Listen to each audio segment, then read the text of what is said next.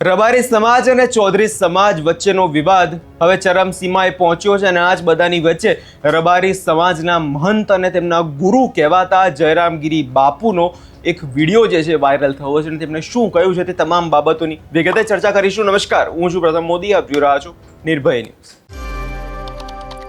ગઈકાલે જે બનાવ સામે આવ્યો જેમાં ચૌધરી સમાજનું મહાસંમેલન હતું ને મહાસંમેલનમાં મામલો એટલો ઉગ્ર બની ગયો કે મારી સુધી વાત પહોંચી ગઈ હતી. બંને સમાજના આગેવાનો હવે રોષે ભરાયા છે. બંને સમાજના આગેવાનો મારામારી કરી અને જે બાદ પોલીસ સાથે પર ઘર્ષણ થયું હતું અને આ જ બધાની વચ્ચે અત્યારે એક રબારી સમાજના મહંત અને તેમના જે ગુરુ કહેવાય કે રબારી સમાજના કોઈ પણ આગેવાના ગુરુનો આદેશ જે છે નકારી ના શકે તેવી વાત પણ ચર્ચાતી હોય છે.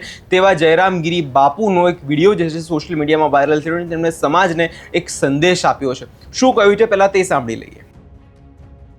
શિવધામ શ્રી વાડીનાથ મંદિર તરફથી આપ સર્વને જય વાડીનાથ.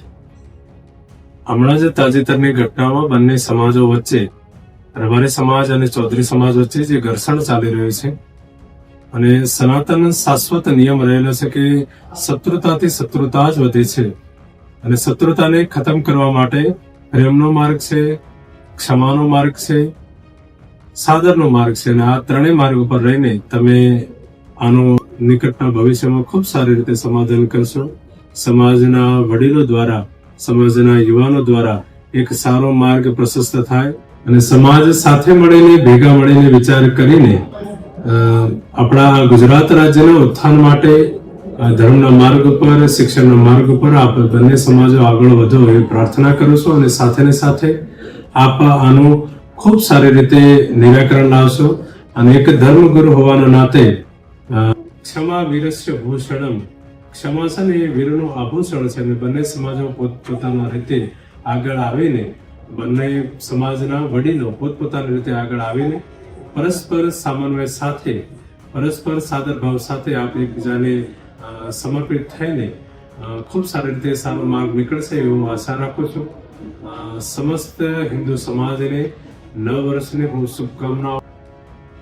એટલે હવે જે રીતે વિવાદ જે રીતે ચાલી રહ્યો છે, અલગ અલગ લોકોના નિવેદન આવી રહ્યા છે, તેવી જ રીતે જયરામગીરી બાપુનું પણ નિવેદન સામે આવ્યું અને બાપુનું કહેવું એવું છે કે જે રીતે અત્યારે આ જે વિવાદ છે તે આવો ના હોવો જોઈએ. રબારી સમાજ અને ચૌધરી સમાજના આગેવાનો શાંતિથી બેસીને આ મામલો ઠાળે પાડવાની જરૂર છે, કારણ કે જે રીતે આપણે અત્યારે વિકાસ કરી રહ્યા છે, જે રીતે આપણે આગળ વધવાની વાત છે, તે જ રીતે જો આ રીતે આગેવાનો મારામારી કરે કે જે રીતે ઘર્ષણ થાય, આ કેટલું યોગ્ય છે?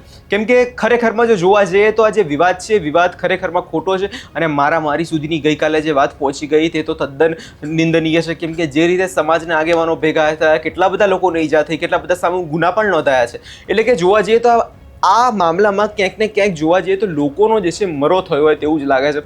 ઘણા બધા આગેવાનો પણ જે છે સામે આવ્યા હતા, આગેવાનોએ પણ એમની વાત કરી હતી, પરંતુ જ્યાં અત્યારે જે છોકરીની વાત છે, જે કંકુની વાત છે, કંકુ પોતાના ઘરે પાછી આવવા નથી માંગતી, કંકુનું પોતાનો એક પરિવાર જે છે હવે નવું બની ગયું છે. એટલે કે ક્યાંક ને ક્યાંક વિવાદ જે છે અત્યારે ખોટો આગળ વધી રહ્યો છે અને જેમાં બંને સમાજના લોકો છે તે પીસાઈ રહ્યા છે. બંને સમાજના લોકોએ ગઈકાલે માર ખાધો છે, ગઈકાલને લોકોને ઈજા પહોંચી છે. એટલે ક્યાંક ને ક્યાંક અહીંયા જે મહંત જયરામગીરી બાપુ છે તેમનું કહેવું એટલું છે કે બંને સમાજના આગેવાનોએ શાંતિથી બેસીને આ મામલો સમજાવવાની જરૂર છે. હવે જોવાનું રહ્યું કે આગળના સમયમાં થાય છે શું, પરંતુ અત્યારે આ મામલો જે છે તેણે ગુજરાતનું રાજકારણ તો ખરેખરમાં ગરમાઈ દીધું છે. આ વિષયમાં તમારો શું અભિપ્રાય છે અમને કમેન્ટ કરી ચોક્કસથી જણાવજો અને અમારી ચેનલ નિર્ભય ન્યૂઝને લાઇક, શેર અને સબસ્ક્રાઇબ કરવાનું ભૂલશો નહીં.